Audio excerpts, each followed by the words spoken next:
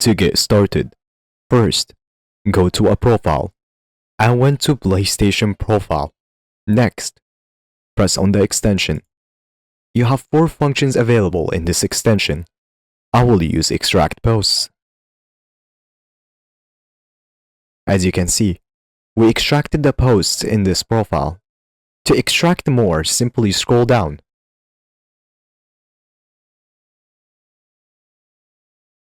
As you can see, the more we scroll down, the more data we extract. Now, to export this, press Add to Export List. Then, press on the extension again, then press Export. You can export it in many different ways. I will export it as HTML. After exporting, here's all the information we extracted.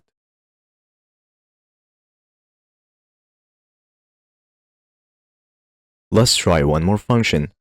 Let's say we want to extract the followers of this profile. So, let's press on followers.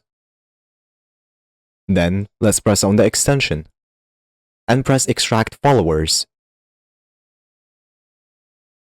As you can see, we extracted the followers in this list.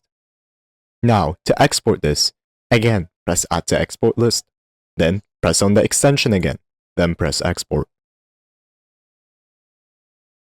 After exporting, here is all the information we extracted.